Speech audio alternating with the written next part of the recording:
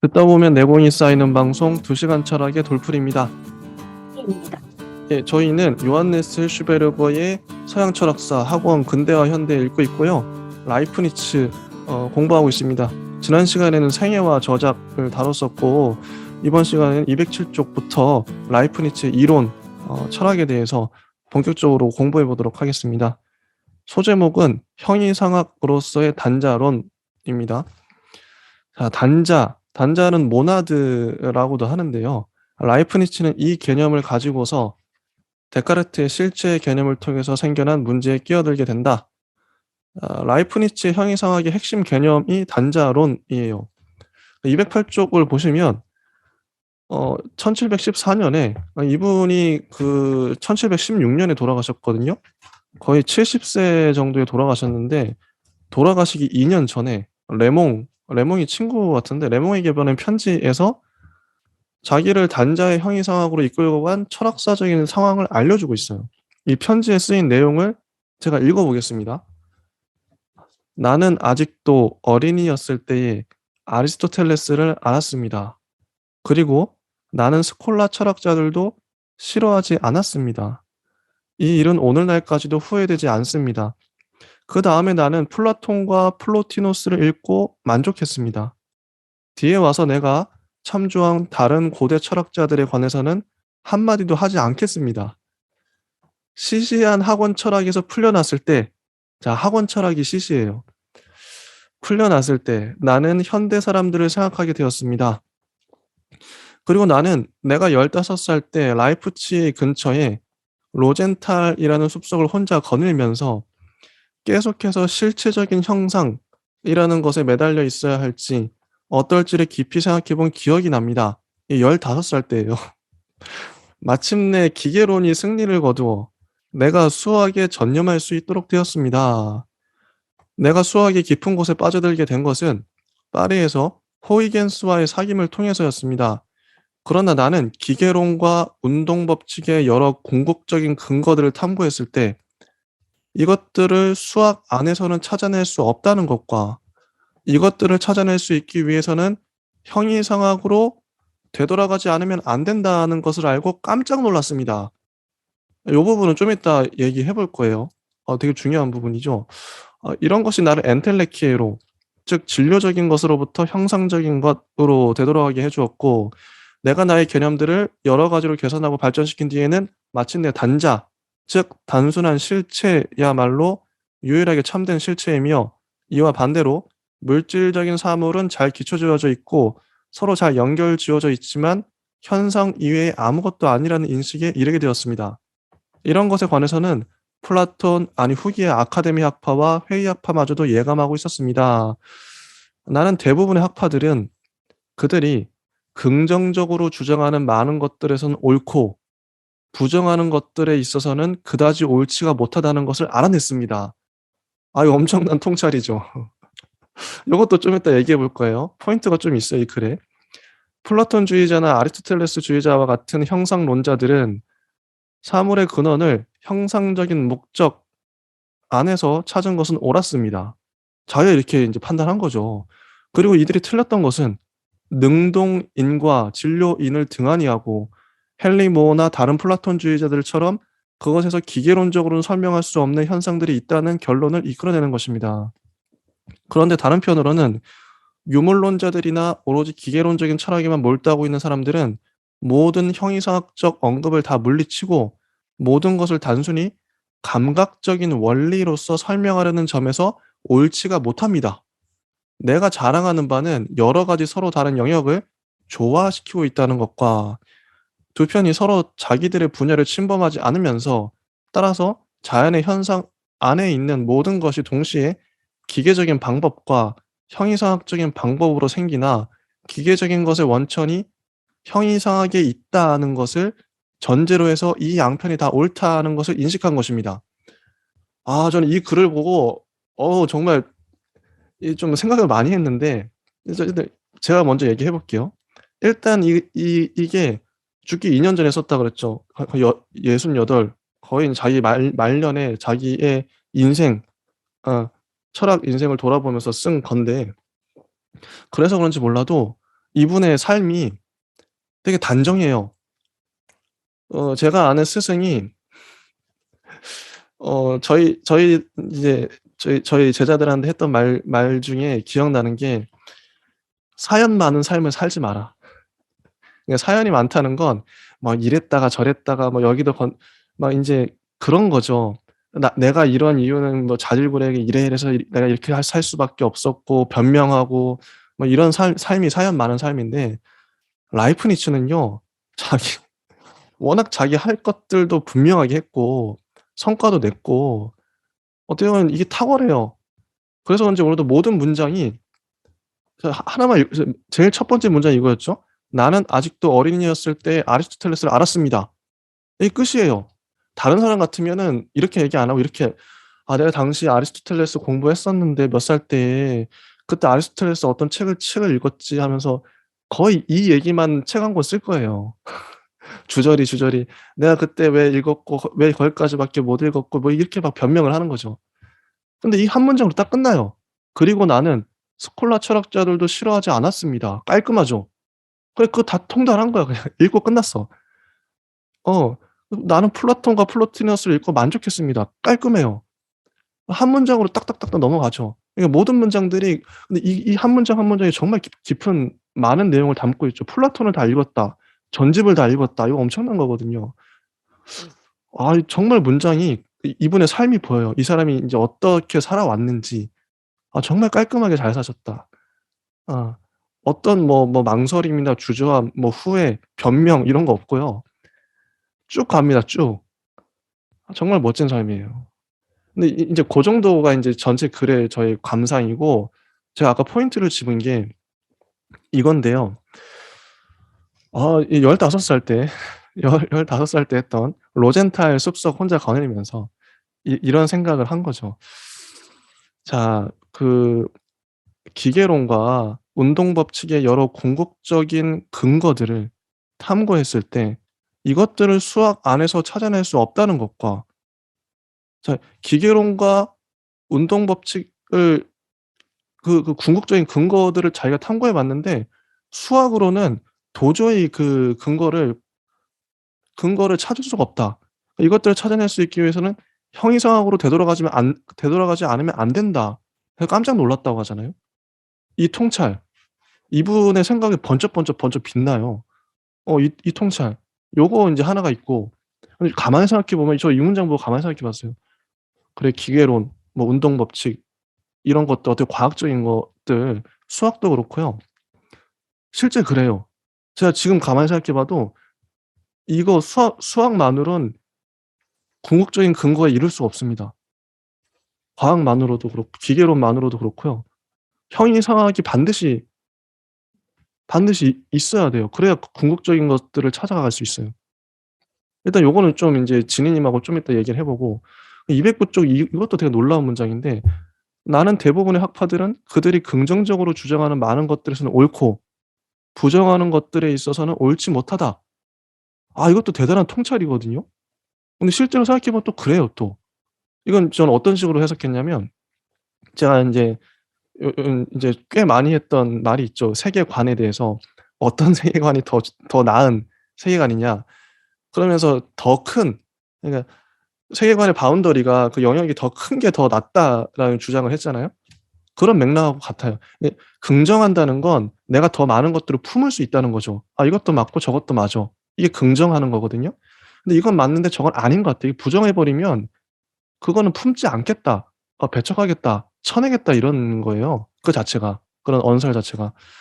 오늘날도 그렇죠. 자연뿐만 아니라 다양성을 품는 게 관건인데 나는 이성애자지만 동성애자도 품어. 어 난 다 인정해. 난 정치적 성향이 진보지만 어 보수 다 품어. 긍정하는 거죠. 긍정할 때와 부정할 땐 다르거든요. 요런 식으로 저는 해석을 하긴 했어요. 이 한글만 가지고도 정말 이분은 마지막에 조화를 시키고 있습니다. 모든 자기가 인제 공부했던 영역들을. 그래서 이 자기 이론을 독창적으로 펼쳐 나가요. 정말 번뜩이는 글인데 진희 님도 좀 하실 말씀이 많으실 것 같아요. 저의 그 좀 짧은 평을 나눴고 얘기를 해 주시죠.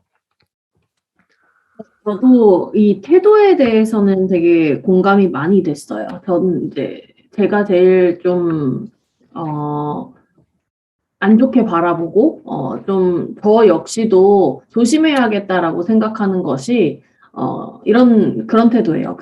뭐, 어떤 거대한 철학자든 아니든 어떤 원고를 보더라도, 그 반대를 위한 반대, 비판을 위한 비판에서 무조건 아닐 수도 있지 않나? 그게 왜? 막 이런 식으로 단순하게 이야기를 던지고 시작하는 것에 대해서는 조금 부정적으로 생각을 하고요. 그런 생각이 들게 되면 이제 그런 생각이 어디서부터 어떻게 기인한 나의 기준에 대해서 좀 되돌아보고 그런 생각이 어떻게 가능한지에 대한 나의 근거를 조금 더 생각해 볼 수 있는 쪽으로 나아가야 하는 것이지 단순한 비판에 대한 비판 뭐 이런 것들 쉽게 할 수 있는 거라고 생각해요. 그냥 그런 맞아요. 질문들은 바로 네, 나올 수 있는 부분이고 근거 없이 그렇게 말하는 건 아무나 할 수 있다고 생각을 해서 말씀해 주신 부분 라인프리츠가 이제 선대의 많은 철학자들 근데 시시한 학원 철학이라고 얘기를 해서 그런 부분에 대해서는 되게 약간의 뭐 자신감이라든지 뭐 이런 것들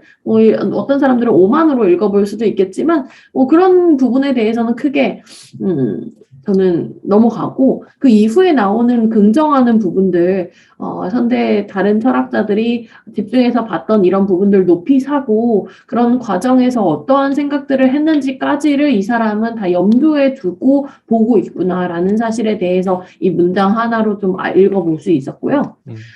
그 밖에 좀 디테일한 부분에서는 목적원에 대해서 잘 내가 집중해서 그동안 이론을 펼쳤는데 그 부분 되게 잘한 것 같고 라고 하면서 특정 내 어떤 부분들에 대해서는 좀 잘못한 것 같다라는 자기평가 부분이 이 안에 들어가 있다는 게 저는 되게 놀라웠어요. 사실은 듣기 직전에 쓰였다라고 한다면 자기가 뭘 했는지에 대해서 좀 내가 이 부분은 좀 괜찮지 않았을까라는 쪽으로 좀 생각이 많이 될 것 같은데 그 직전까지도 이런 생각들을 객관적으로 해낼 수 있다는 건 이 사람이 상당히 MBTI 성향이 이렇게 좀 보이는 그렇기도 하고 되게 냉정하면서도 냉철하면서도 자기 객관화를 잘하는 사람이었겠구나라는 생각과 되게 앞선 데카르트와 뭐 스피노자에게 만족하지는 못했을지언정 그들과 함께 가는 정말 합리론자였구나라는 사실에 대해서 좀 더 잘 볼 수 있는 지점이었습니다. 혹시 이거 어떻게 생각하세요? 제가 인제 아까 문장 중에서 자 기계론과 운동 법칙의 여러 궁극적인 근거들을 탐구했을 때 이것들을 수학 안에서는 찾아낼 수 없다는 것과 이것들을 찾아낼 수 있기 위해서는 형이성학으로 되돌아가지 않으면 안 된다는 것을 알고 깜짝 놀랐습니다. 이 문장을 읽으면서 혹시 어떤 생각을 동의하시나요? 전 네, 동의가 저는 되더라고요. 네, 동의하고요. 제가 떠올렸던 예시가 하나가 있어요. 어쩔 수 없어요. 언어든 수학이든 공통지점은 그 대전제를 기호로서 깔고 가고 있다는 사실인데요.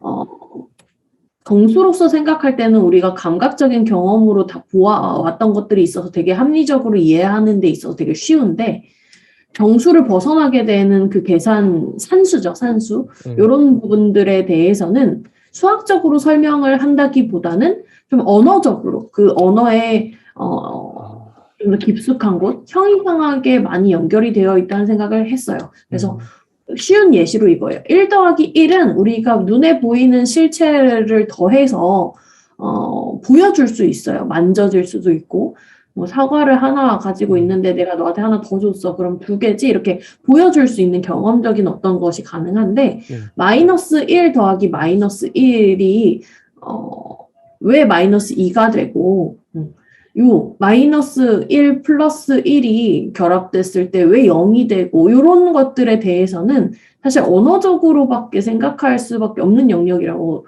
저는 여기거든요. 그래서 수학적으로는 그냥 외워야 되는 부분이잖아요. 공리니까. 근데 이것을 이제 경험적으로 논의를 했을 때 이제 우리가 뭐 내가 1시간을 일하면 30만 원을 벌 수 있다. 그런데 1시간을 일해서 30만 원을 번다는 건 그 전날 생각하면 1시간을 일하지 않았기 때문에 30만 원이 마이너스가 된다. 뭐 이런 식으로 언어적으로 풀어서 설명을 한다면 마이너스가 마이너스, 플러스와 플러스, 플러스 마이너스의 결합 이런 것들이 다 설명이 가능하거든요. 근데 요런 맥락에서 수학과 되게 형이상하게 밀접하게 관계가 있구나라고 느꼈고 제가 좀 들 수 있는 예시가 이 정도라서 되게 답답한데요. 아마 조금 더 공부를 하고 좀 이 이론에 대해서 체계적으로 정리를 할 수 있다면 조금 더 쉬운 예시로서 좀 다가갈 수도 있을 것 같고 우리가 지금 생각하고 있고 얘기하는 바는 좀 느낌으로 어느 정도 그럴 수도 있겠다, 타당하다, 요 정도인데요.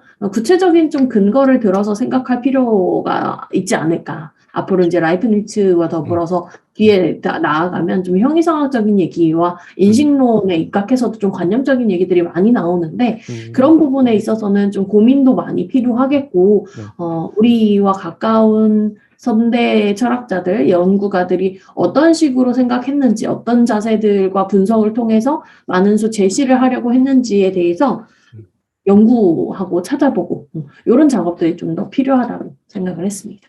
네, 좋습니다.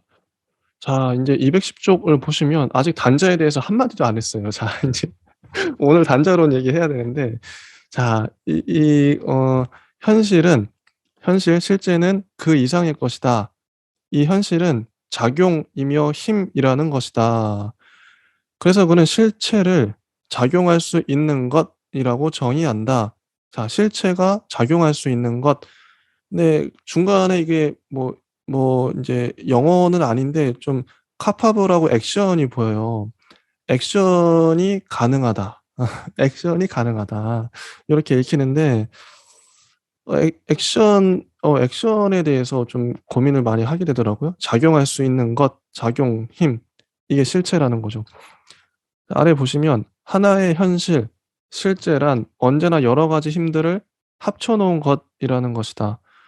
만약에 이 합쳐 놓은 것이 실제로 있다면 그것에 포함되어 있는 합쳐지는 것도 있어야만 한다. 이 궁극적으로 합쳐지는 것을 데카르트적인 뜻으로 연장을 가지고 있는 것이라고 이해한다면 궁극적이고 실제적으로 합쳐지는 것은 없어지게 된다. 왜냐하면 연장을 가지고 있는 모든 것은 계속해서 더 나눠질 수 있으며 따라서 실제로는 궁극적인 것이 아니기 때문이다. 이게 그러니까 좀 말이 어려운데 합쳐져 있는 어떤 것이 있다. 그러면 그걸 계속 나눌 수 있지 않냐. 나눠지면 실체가 아니라는 거죠. 왜냐하면 실체의 정의 자체가 더 이상 나눌 수 없는 것이기 때문에 궁극적인 게 아닌 거죠, 나눠지면은. 그 얘기고, 그런데 모든 전통을 따르자면 연장이 있는 것을 떼어내 버린 후에도 생각하는 것은 남아 있기 때문에 현실을 이룩하고 있는 궁극적인 부분은 영혼적인 요소일 수밖에 없다. 영혼적인 것은 실제적인 어떤 것이요, 나눌 수 없는 어떤 것임과 동시에 궁극적인 것이기도 하다. 왜냐하면 이 영혼적인 것은 연장이 없는 것이기 때문이다. 이렇게 해서 라이프니츠는 자기가 단자라고 일컬었던 것에 이르게 되었다. 즉 단자들이란 자연의 참된 원자이며 한마디로 말해서 사물의 요소들이다. 우리는 이런 것을 영혼이라고 할 수 있다. 근데 라이프니츠는 우리가 기존에 인제 영혼에 대해서 우리가 생각하는 게 의식적인 표상을 가지고 있는 존재자에 대해서 영혼이라고 하잖아요. 요런 게 버릇이 돼 있으니까 이런 개념은 단자에 들어맞지 않는다. 그래서 영혼이라 하지 않고 단자, 엔텔레키, 근원적인 힘이라고 하기를 좋아했대요, 이 단어에 대해서. 자, 단자에 대한 이해를 하면 돼요. 자, 요번 시간엔 계속 단자에 대한 얘기가 집요하게 나옵니다. 단자는 연장을 가지고 있지도 않으며 수학적인 점이 아니라 오히려 영혼이라는 것으로부터 이 밖의 모든 것들이 이끌어내진다. 단자는 없어지질 않는다. 왜냐하면 단자는 절대적으로 단순한 것으로서 부분으로 나눌 수가 없기 때문이다. 이와 꼭 마찬가지로 단자는 일정한 부분들을 짜맞춰서 생겨날 수도 없다. 그래서 단자는 하나님에 의해 직접적으로 창조된 것이며 하나님에 의해서만 없어진다. 단자는 또 외부로부터 어떤 영향도 받을 수가 없다. 저는 과학에서 이제 계속 나누다 보면은, 물질 나누다 보면 마지막에 안 나눠지는 게 있어요. 아톰이라 그런가? 하여튼 지금 이름이 기억 안 나는데, 단자가 그거 같아요. 느낌상. 전자나 분자 이런 거 말씀하시는 거죠? 그죠? 더 이상 나눌 수 없는. 예. 어쨌든 단자는 외부로부터 어떤 영향도 받을 수가 없다. 저는 이 부분이 참 인상 깊었는데요. 영향을 받을 수가 없어요. 자, 이렇게 되는 것은 그것이 단일한 것이기 때문인데, 이 단일한 것 안에는 모상이나 표상이나 충격이나 감각적인 자극이나, 또는 그 밖에 옛날 사람들이 생각했던 그 어떤 것도 밀고 들어갈 수가 없다. 밀고 들어갈 수가 없어요. 어떤 것도. 단자에는 그 무엇이 들어가거나 나오거나 할 수 있는 창문이 없다. 자, 단자에 창문이 없다. 요거 좀 이따가 우리가 집요하게 좀 나눌 부분이에요. 왜 창문이 없는가? 어, 단자의 모든 활동은 자발적이다. 이렇게 될 수 있는 것은 단자들은 바로 실체이기 때문이며, 실체라고 말하는 것은 자립해 있다고 말하는 것이다. 이것은 이미 작용은 기본이 되는 것에 속한다. 여기도 옆에 보시면 액션 나오죠, 액션은 옛사람들의 공리이며, 라이프니츠는 이 공리를 자기의 형이상학 서설에서 글자 그대로 인용하고 있다. 그리고 특히 데카르트 이후, 그리고 그 이상으로 스피노자 이후로는 실제에 관해서는 이 공리가 언제나 인정되어 왔다. 따라서 단자는 어떤 형상적인 것이거나 활동적인 것이며, 그 형상이나 본질에 알맞춰 그것으로부터 작용이 흘러나오는 그런 존재다. 이렇게 나와요. 이거 단자의 부분을 다 읽어보고 한번 논의해 볼까요? 일단 다 쭉쭉 읽어봐야 돼요. 왜냐면 겹치는 논의들도 있기 때문에. 단자의 현실, 단자의 실제는 영혼적인 존재이기 때문에, 단자의 활동은 영혼의 행동 속에, 즉 지각 속에, 다시 말해서 짜맞춰진 것과 또 단순한 것에 의해서 우리 밖에 있게 되는 것이 표현되는 데 성립되며, 표현된다는 거죠. 또 단자들의 욕망 속에서, 즉 하나의 지각으로부터 다른 지각으로 옮겨가는 노력 속에 성립된다. 그리고 단자는 그 표상 안에 세계 전체를 포괄해 있지 않을 수가 없다. 그래서 단자는 우주에 살아있는 거울이다. 단자에 대한 정의가 계속 나와요. 아까 단자는 창문이 없다. 단자는 우주에 살아있는 거울이다. 그러나 이런 표상은 의식적인 표상은 아니며 한갓 무의식적 또는 단순한 표상이다. 아까 이래서 무의식을 발견했다라고 한 것 같아요. 의식이 아니라 무의식인 거죠. 단순한 표상을 갖고 있다, 단자는. 일단 자, 여기까지 단자에 대한, 아래 이제 표상 작용에 대해 나오니까요.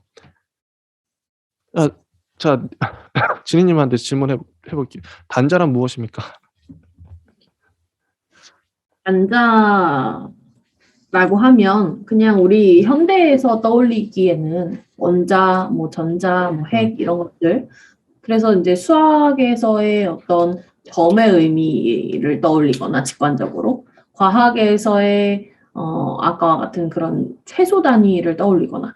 그래서 앞선 데카르트와 스피노자와 라이프니츠는 합리론자로 공통 지점이 있는데, 그러면 이 사람들은 대체 세계를 어떻게 바라봤는가? 그들의 세계에 대한 설명이 무엇에 입각한 철학 체계를 구성했는지, 이런 것들을 저는 좀 비교를 해가 보면서 라이프니츠의 고유한 어떤 철학론, 이런 부분들을 좀 이해해 보고자 했는데요.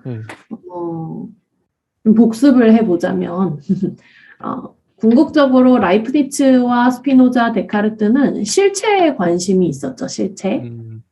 그래서 실체에 대해서 이야기를 하면서, 데카르트는 우리 이야기를 했던 바에 입각해서 떠올려 보시면 유한실체와 무한실체가 있었죠. 그래서 무한실체는 신이라고 하고, 그 무한실체를 신으로 상정해 놓은 것 이외에 유한실체를 인간의 정신과 신체다. 그래서 이원론적으로 생각을 했었고, 그래서 데카르트의 실체는 아주 쉽게 생각했을 때 신이랑 정신이랑 육체, 이 세 가지였어요.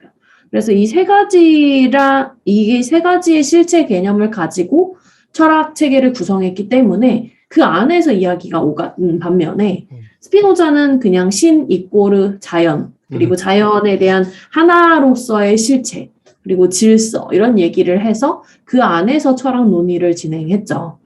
그 안에서 이루어지는 뭐 에너지, 코나투스, 이런 것들. 그런데 이제 라이프니츠 같은 경우는, 뭔가 실체를 거대한 어떤 것으로 상정하기보다 최소 단위의 접근을 한 것 같아요. 그래서 최소 단위로서의 실체를 계속 고민을 했던 것 같고, 그것이 이제 모나드, 단자였던 것 같고요. 그 모나드의 특성들을 이제 설명을 해가면서 그 모나드의 특성들, 단자들로 이루어진 세계 전체를 설명하려고 했던 것 같은데, 그것이 좀 저는 익숙했어요. 어디서 많이 들어봤던 얘기 같은데, 무엇이랑 좀 연관성이 깊을까라고 생각을 해본 결과, 우리 아까 라이프니츠가 죽기 직전에 레몽에게 보낸 편지에서 내가 아리스토텔레스를 어렸을 때부터 잘 알았고, 그에 대한 형상적인 목적원에 대해서 경도되었었는데, 이런 것들 내가 잘한 것 같다라는 데에서 저는 좀 확신을 얻었는데요. 아리스토텔레스의 목적원에 많은 수 빚을 지고 있는 것 같고, 그것이 이제 아리스토텔레스 역시도 그 목적원에 대해 이야기한 바가 형이상학론에 입각해서 이야기를 한 맥락이 있었죠. 그래서 라이프니츠가 그와 아주 유사하다고 저는 읽었습니다. 그래서 이 목적원을 가지고 있는 하나의 최소 단위가 모나드다. 그래서 이제 조금은 특성이 좀 다를 수 있는데, 라이프니츠가 세계를 바라보는 건 이제 모나드 단자를 통해서 바라보는 것이고, 라이프니츠에게 실체란 이 모나드 단자였고, 아까 뭐 창이 없다 뭐 이런 내용들 되게 많은 수 인용되는 부분인데요. 하나의 단일 일자로서 존재하는 모나드, 그 특성에 대해서 우리가 주목하면서 뒤에 계속 읽어나가면 되지 않을까, 이렇게 정리를 해봤습니다. 저도 들으면서 스피노자는 자연은 신이다 라고 말을 했는데, 스피노자는 어떻게 보면 우주, 자연, 이렇게 스케일이 크게 다 하나야. 내가 자연이고 자연이 신이고 신이 나야. 내 안에 다 있어. 뭐 이런, 이게 스케일이 크죠. 근데 라이프니츠의 모나드는 진짜 그 최소 단위를 생각할 수밖에 없어요. 실제 설명하고 있는 걸 가만히 봐도 그렇고요. 그래서 이 스피노자는 완전 정반대. 근데 둘 다 재밌는 게 같은 걸 얘기하고 있어요. 가만히 들어보면 같아요. 스피노자가 주장하는 거랑 라이프니츠가 주장하는 거, 제가 보기엔 둘이 같은 것의 다른 측면을 얘기하는 것 같아요. 다른 면에서 본 같은 것. 그러니까 이게 라이프니츠와 스피노자는 필연적으로 서로 상호 보완되는 관계가 아닌가, 이 철학이. 그래서 들레즈도 왜 스피노자와 라이프니츠에 동시에 관심을 가질 수밖에 없었는지가 이해가 가요. 비슷하니까. 상호 보완되니까. 스피노자는 자연, 뭐 신 이렇게 거대하게 얘기하고, 라이프니츠는 모나드, 최소 단위로 얘기하니까. 또 한 가지 덧붙이면, 라이프니츠가 말하는 모나드는 우리 동양식으로 말하면 기 같아요. 기 하나로 모든 게 설명이 되죠. 기의 이합 집산으로. 저도 기가 어떤 건지 잘 모르지만, 그냥 기 같다. 기가 작용하는, 기를 단자로 봐도 괜찮지 않을까? 이런 생각이 들어요. 동양에서는 똑같은 걸 보고 기라고 하고, 서양에서는 단자라고 모나드라고 표현한 게 아닐까? 그 정도 생각이 근데 재밌는 게요. 다 이해되는데 창문이 없다. 근데 이게 좀, 제 생각에는 창문이 있어야 될 거 아니, 라이프니츠, 이게 어떤 거냐면, 자, 우리가, 웹소설을 쓴다고, 웹소설? 뭐, 혹은 뭐 드라마, 영화를 만든다고 쳐봐요. 아니면 반지의 제왕처럼 거대한 판타지 소설을 쓴다, 작가다. 그 세계관을 설정해야 되잖아요. 라이프니츠가 세계관 설정하기는 딱 좋아요. 내가 지금 지금 우주라는 세계를 설명할 건데, 그게 원리를 모나드 하나로 다 설명할 거야. 단자. 이게 이분의 설정 다 이해돼. 오늘날 현대인의 관점에서. 근데 창문이 없다. 근데 야, 내가 봤을 땐 창문이 있어야 될 것 같거든. 모나드 간에 서로 이게 좀 소통해야 되지 않겠어? 유기체적이지 않아? 근데 모나드는 창문이 없어요. 이게 결정적인데, 지금 이게 이해될 것 같으면서 또 안 되기도 하고. 자, 지니님은 이 모나드가, 우리가 얼핏 생각하면 창문이 있어야 될 것 같거든요. 서로 상호 영향력 주고받는 거 아니야? 당연히. 뭐 모나드끼리? 근데 그게 아니래요. 철저하게 그 모나드는 독립해 있고 그 실체에 대한 정의 때문인 거 알겠어요. 서양에서는 이런 식으로 실체는 자기 혼자만 어떤 것에 영향을 받지 않고 자립하는 것 자립해야 되기 때문에 그걸 밀고 나가다 보니까 이렇게 된 거죠. 창문이 없어져 버린 건데 지니님은 어떻게 생각하세요? 창문이 있어야 된다고 생각하지 않습니까? 저는 이제 철학자들마다 비슷비슷한 얘기를 하죠. 이제 같은 맥락의 얘기를 던지는데 그 실체 개념에 있어서도 고대부터 꾸준히 나왔던 그런 논쟁이니만큼 우리가 비슷한 걸 보기보다는 그 실체의 정의와 적용이 조금씩 달라지는 지점을 반드시 우리가 짚어내야 된다고 생각을 해요. 그렇지 않으면 사실은 다 똑같은 얘기에 불과하고 철학이 다 말장난처럼 느껴질 것 같아서 여기 라이프니츠 역시도 물론 그냥 큰 틀에서 보고 두루뭉술하게 얘기를 해본다면 다 비슷비슷해 보이고 뭐 소통 중요하지 않아? 뭐 이렇게 얘기하고 끝날 수도 있지만 단자 자체가 창이 없고 그 독립적인 일자의 특성을 갖는다는 건 뒤에 넘어가서 또 다른 맥락의 얘기와 연결이 된다는 점, 즉 그 실체 개념의 적용에서 문제가 또 달라지는 결이 다른 얘기를 할 수 있는 방향을 제시해 준다는 점에서 좀 독특한 특성이라고 볼 수 있지 않을까 이렇게 답변을 드리고 싶고 그렇죠. 그 단자가 서로가 서로 약간 생명체는 아닌데 생물로 설명을 해보자면 그냥 하나하나가 자웅동체인 거예요.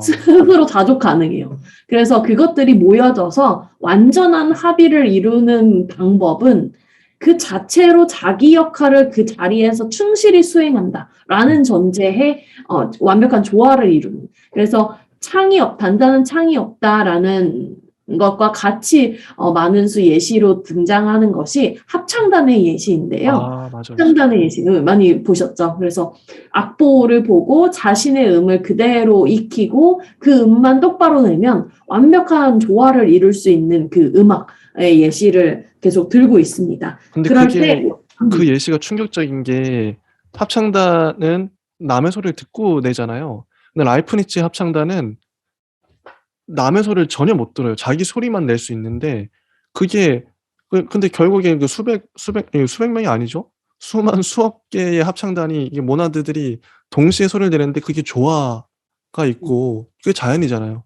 우주고. 이게 저는 예. 되게 다른 생각을 하고 있어요. 저는 합창단을 실제로 여고 때 잠깐 했는데요. 남의 소리 안 들어요. 그래요? 사실 안 들어요. 정말 이게 듣는다는 개념이 좀 다른 것 같아요. 이게 원래 hear이랑 listen이랑 개념이 좀 다르잖아요. 예. 그냥 들리는 거랑 내가 주의를 기울이고 듣는 거랑은 좀 달라요. 근데 굳이 따지자면 그 흐름대로 나에 맞춘 그 BGM 멜로디, 웨이브 멜로디를 인지는 하고 있어요. 그거를 들리는 거라고 얘기를 하면서 내 목소리를 듣는다라고 한다면 좀 맞을지 몰라도 남의 멜로디를 듣느냐 그건 좀 아닌 것 같아요. 그런 맥락에서 본다면 완벽한 조화를 이루기 위한 합창단 그것이 이제 여기 라이프니츠가 예시로 든 바를 그 맥락에 맞게는 이해할 수 있을 것 같아요. 근데 정말 합창단의 예시를 그대로 적용을 해서 정말 남의 소리 하나도 안 듣고 그게 가능한가 뭐 이렇게 얘기를 하면 할 말이 없겠는데요. 네, 이런 맥락에서 이야기를 사용하고 있다는 것. 맞아요. 그리고 그 모나드가 각각이 완전한 하나로서 이제 자족할 수 있는 하나로서 존재하게 되면 그것들이 모여졌을 때 어떻게 질서를 구성하는가 이런 맥락의 이야기로 좀 나아가야 될 것 같고 그래서 다음 나오는 이야기가 이제 질서 정연한 어떤 하나의 관계성 그리고 그것을 예정된 조화다 뭐 이렇게 얘기를 하죠. 조금씩 책마다 다를 수 있는데 그 예정된 조화를 도대체 누가 예정했는가 뭐 이런 게 사실은 되게 중요한 얘기인데요. 일단 그 얘기는 좀 이따 한번 해보고요. 그 전에 이게 단자는 우주에 살아있는 거울이다. 우주에 살아있는 거울이다. 모든 것들을 비추는 거잖아요. 쌀 한 톨 비유가 우리가 자주 드는 게 쌀 한 톨에 우주가 들어있다. 이거 스피노자 했을 때도 똑같이 했던 예시인데 실제로 그래요. 스피노자는 그 만물 그 각자 하나하나에 신이 다 들어있으니까. 자연이 들어있고 우주가 들어있잖아요. 근데 라이프니츠도 똑같아요. 단자에 온 우주가 들어있기 때문에 온 우주의 법칙이나 이게 다 들어있어요. 이거 보면서 이제 불교의 비유 중에 그게 있죠. 그 인드라망이라고 인드라 제석천이라는 그곳에는 구슬이 수천 수만 개 달려 있는데 그 구슬이 모든 구슬을 비춘대요. 그 거울인가? 거울인가 구슬인가 모르겠어요. 어쨌든 그게 모든 걸 다 비춘대요. 그래서 하나만 잘못돼도 하나가 어떤 색깔이 변해도 모든 구슬이 다 반응을 하는 거죠. 하나의 구슬이 빨갛게 되면 모든 구슬이 빨갛게 되고 거울이기 때문에. 어, 그거랑 똑같아요, 지금. 그러니까 동양적 사유 아까 기 얘기했었죠, 제가. 기가 단자 같다. 지금 말한 그 제석천의 그 인드라망도 단자 같다. 저는 조금 의심이랄까 이게 라이프니츠가 그때 당시에 중국 철학책도 읽었나? 구해서? 그런 생각도 들어요. 영향을 받은 것 같기도 해요. 불교 이런 뉘앙스도 많이 나거든요. 혹시 어떻게 생각하시나요? 동양에서는 기 자체, 이제 단자에 대해서 모나드가 어떤 하나의 에너지성을 가지고 있는 운동, 뭐 이런 걸로 본다면 좀 비슷하게 느껴질 수는 있는데, 기 자체를 완벽하게 보는 동양 사상이 있는지는 잘 모르겠어요. 기가 완벽한 것이다. 근원이다. 이렇게 최소의 단위다. 뭐 이렇게 보진 않고요. 동양에서는 약간 관계성 위주로 보죠. 관계성. 네. 그래서 그 맥락이 조금 다른 것 같고, 혹시 뭐 동양 사상을 저희가 읽어보지 않았기 때문에 그런 부분이 또 나오면 라이프니츠를 꺼내와서 비교를 하는 쪽으로 좋습니다. 일단 여기까지 하고요. 그래서 저희가 이제 계획을 하고 있는데 중국 철학, 뭐 인도 철학, 한국 철학, 이런 서양 철학 말고 그 이외의 철학들도 중요한데 공부 계획을 세우고 있습니다. 네, 언젠가 또 어쨌든 공부하면 좋으니까요. 네, 여기까지 하고요. 다음 시간에 또 이어서 해보도록 하겠습니다. 예, 감사합니다. 감사합니다.